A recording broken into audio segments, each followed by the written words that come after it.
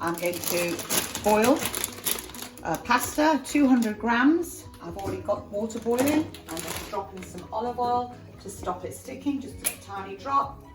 And I'm going to add a little bit of salt as well. I've actually got penne, you can use any pasta you like. Once you've poured it into the water, give it a bit of a stir so it's not sticking together. Wait for it to start boiling again. When it starts breaking the surface, turn it down and put a lid on it. Instructions on the packet, and mine says 10 minutes. I want it al dente, which is to the bite. Now in a small pan, I'm going to add 25 grams of butter. I'm going to make a roux, which is the basis of a white sauce, and 25 grams of plain flour.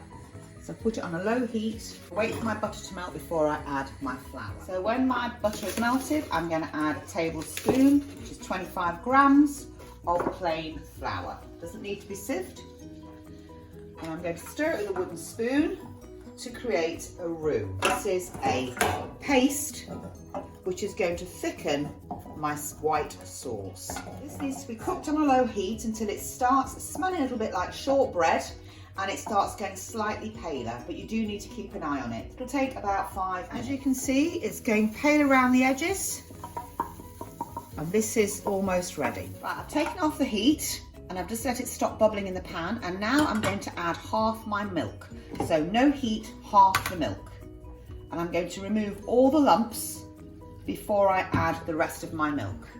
So using a wooden spoon, I'm going to push the roux against the sides of the pan to get the lumps out. Once I've done that for a little bit, I'm going to use a whisk and just whisk it up to get it as smooth as possible before I start thickening my sauce. Most of the lumps are out now. There might be a couple in there, that's okay. We can get rid of those while we are heating it up. So I'm adding the rest of my milk, and I'm also going to add some seasoning, some salt and pepper. So this is going to go back on a low heat, and I'm going to bring it to the boil, slowly moving it in a figure-of-8 motion to prevent any lumps forming. My sauce is becoming thicker. It's covering the back of the spoon, as you can see. Just about to come to a bubble. What I'm going to do is I'm going to get the whisk in and just get rid of any lumps that may still be in there to make it really nice and smooth. My sauce is bubbling. It's nice and smooth and glossy. Lovely. If your sauce is a little bit thick, then feel free to add a little bit of milk, because remember, when it's coating the pasta, you want to have it quite saucy, otherwise some of the pasta tends to absorb some of the moisture from the sauce.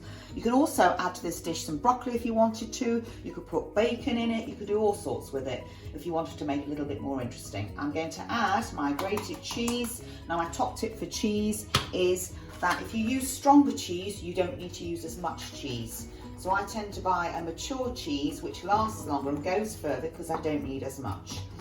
So I'm going to turn the heat off and just let the heat of the sauce melt my cheese. I've tested my pasta and it's cooked, so I'm going to strain it through a colander. Don't let it sit in the water as it will continue cooking. Strain it as soon as it is cooked. Now I'm going to combine my pasta with my sauce. Now if you wanted to, you could actually, once you've combined it, you can cover it with some grated cheese and pop it in the oven and brown it off, or you could do a gratin, which is breadcrumbs and grated cheese to give it a crunchy top. It's entirely up to you. This is now ready to serve.